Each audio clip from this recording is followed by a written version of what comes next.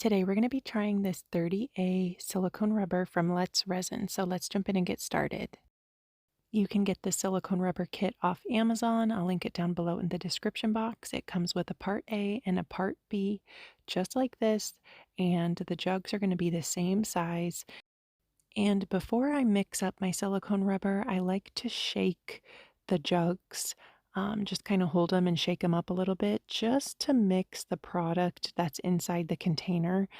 Because sometimes there can be a little bit of settling inside the container. So I just like to give them a little mix before I measure out my silicone rubber. And silicone rubber, you need a digital scale because it's a 1-to-1 ratio by weight. So you pour in equal parts A and B. And when I was mixing this up, I was working on quite a few projects. So I decided to go for 14 ounces of my part B and 14 ounces of my part A to make 28 ounces total. But when I was measuring it out, I accidentally overpoured it a little bit and did 14.1 ounces. So because I did 14.1 ounces of my part B, I need to do the same exact thing, 14.1 ounces of my part A, because it has to be completely equal right on the nose for your silicone rubber to set up properly. And this kit is great for beginners because the part B is blue and the part A is clear. So when one of your parts is a color, it's easier to tell if your silicone rubber is completely mixed up.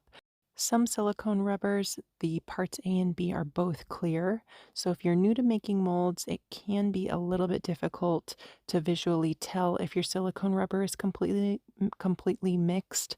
So I do like with the blue part B and the clear part A with this kit. It's great for beginners. And we're going to mix this up for 5 minutes. You want to take your time, mix it thoroughly, scrape the bottom of the cup, scrape the sides of your cup, scrape off your stir stick. Really incorporate those parts A and B together for 5 minutes. You can do a figure 8 motion as well as you're mixing, and that will really incorporate those parts A and B together. And you will be able to tell it's completely mixed because it's going to be a nice uniform blue color like this. There's not going to be any striations of blue inside the clear. It's going to look like a nice, completely uniform blue color. So for the bottom of my mold, I'm using packing tape.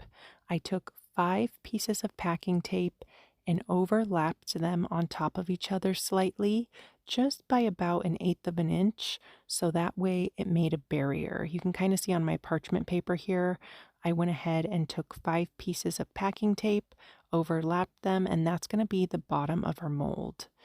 Today we're going to be molding this gorgeous crystal, and the sides of this are not shiny. So keep that in mind whenever you're making a mold. If the sides of your item or your entire item is not shiny, your mold will not turn out shiny. So I just placed that crystal down on the tape, and for my mold housing, I'm using a plastic cup. I cut the bottom part off the cup, and I'm just taking it and pushing it right down on that tape that I laid down on my table. And make sure you push firmly when you put that cup down there or your mold housing, just so it makes a seal on top of that tape. And now I'm going to go in with some hot glue and go around the perimeter of the cup to make a seal. And you want to be really generous with this hot glue. You know, if you think you have enough, add a little bit more because you don't want any of the silicone rubber that we mixed up to leak as it is curing. So off camera, I just went around and added a ton of glue around my cup. And now we're going to pour in our silicone rubber. I just went in with my stir stick and kind of drizzled a thin layer of that silicone rubber right on top of the crystals because there were some really detailed areas on this crystal. So I just kind of drizzled a little bit right on top there, just like this. And after I had everything covered, all of the crystal points were covered with a thin layer of that silicone. I'm just going to take it and pour it right on top. And whenever you're making a mold, you want to pour your silicone rubber at least 1/8 of an inch above the item that you're molding. So that way your mold isn't too thin. And that's really it. I'm going to let it cure overnight. Here we are 24 hours later, getting ready to take apart the mold. And what I like to do on these plastic cups is I will take my scissors and just kind of cut little strips all around the cup. And that makes it easier to kind of demold this mold housing. You won't be able to reuse this once you do this, so just keep that in mind. It's really easy after you cut those little strips to just pull the cup down, and that will break the seal, and then your mold will release and you can get it out of the cup. I'm just going to take my time. I have cut myself on these plastic cups before, so be careful because the cut plastic can be sharp. I was just pulling this off here, trying to get this loose, and I ended up taking my fingers, pushing from the bottom, and it popped right out. You can see a little bit of the silicone ran under my crystal here, so I'm just going to take my cuticle trimmer, go around and trim that up just so I can get my crystal out of this mold. This is one of those oddly satisfying things to clean up your silicone molds. I really love this part of making molds. I also go around the perimeter just to make it look neat and tidy. And like I said, you can get the silicone rubber kit from S RESIN. Discount code NAPTIME will give you a discount on their website, or it's available on Amazon as well. I will link it down below in the description box. Making molds of crystals is so fun.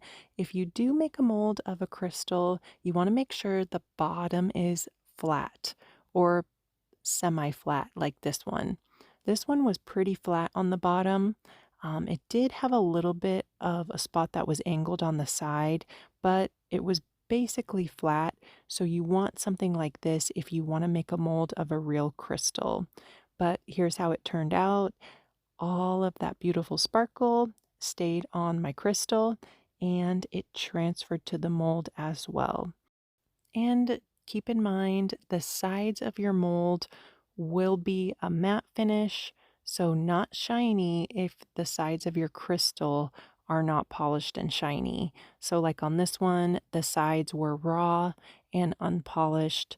So the only part of your resin creations that are going to come out shiny is going to be the crystal part that you're seeing here that looks sparkly inside the mold.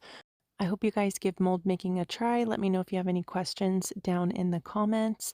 And definitely go check out a few more of my other videos. If you're new to my channel, don't forget to subscribe. I appreciate you all so, so much. And I'll see you soon for another video. Bye, guys.